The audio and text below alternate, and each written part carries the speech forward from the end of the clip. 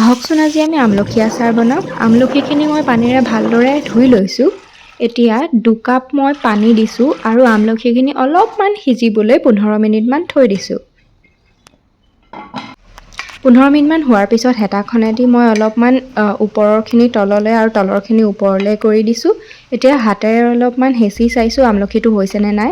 হোৱাৰ পিছত মই বাতৰি কাগজ এখন মেলি লৈ পেলাই আমলখিখিনিৰ এনেদৰে গুটিখিনিৰ পৰা মঙহখিনি আঁতৰাই লৈছোঁ। গোটেইখিনি এনেদৰে এৰুৱাই লৈ পেলাই মই হালধি সানি আমলখিখিনি এদিন ৰ'দত দি থলোঁ। এতিয়া আচাৰত ব্যৱহাৰ কৰা মছলাখিনি আমি তৈয়াৰ কৰি লওঁ আহকচোন। এয়া মই প্ৰথমতে দিছোঁ জনি, ক'লা জিৰা অলপ, এয়া হৈছে মেথি আৰু অলপমান চফ দিছোঁ। চফ অলপমান বেছিকৈ দিছোঁ।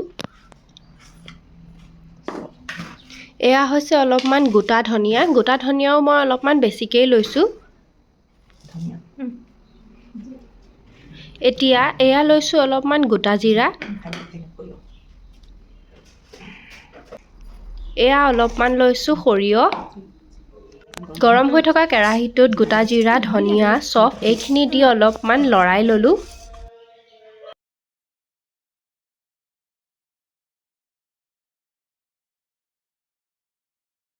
এইখিনি অলপমান ভাজি হোৱাৰ পিছত মই সৰিয়হখিনিও দি দিলোঁ আৰু সৰিয়হৰ লগতে ইয়াত মই শুকান জলকীয়া কেইটামানো দি দিছোঁ। এতিয়া কেৰাহীটোত অলপমান তেল দি তেলখিনি গৰম হ'বলৈ দিলোঁ।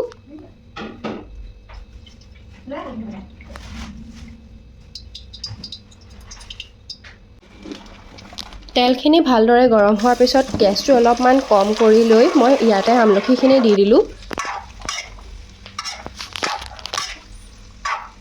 গোটেই আমলখিখিনি ভালদৰে লৰাই ইয়াত ক'লা জিৰা আৰু মেথিখিনি দি দিলোঁ। লগতে যিখিনি মই গৰম কৰি লৈছিলোঁ গোটা মছলা এইখিনি মিক্সিত পিচি লৈ ইয়াতে অলপ অলপকৈ দি দিছোঁ।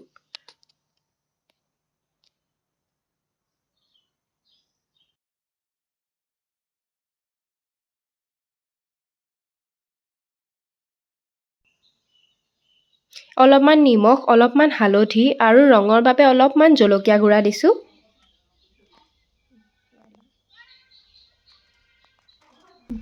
আকৌ এবাৰ এইখিনি ভালদৰে মিলাই লৈছোঁ।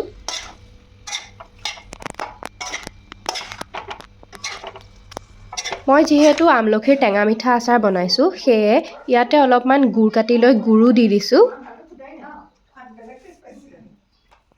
গুড়খিনি দিয়াৰ পিছত মই আকৌ এবাৰ ভালদৰে মিলাই লৈছোঁ। এনেদৰে গুড়খিনি গলি যোৱালৈকে মই অলপমান সময় লৰাই আছোঁ। গেছটো অলপ কমাই ৰাখিব। এয়া চাওকচোন আমাৰ আমলখিৰ আচাৰ তৈয়াৰ হৈ গ'ল।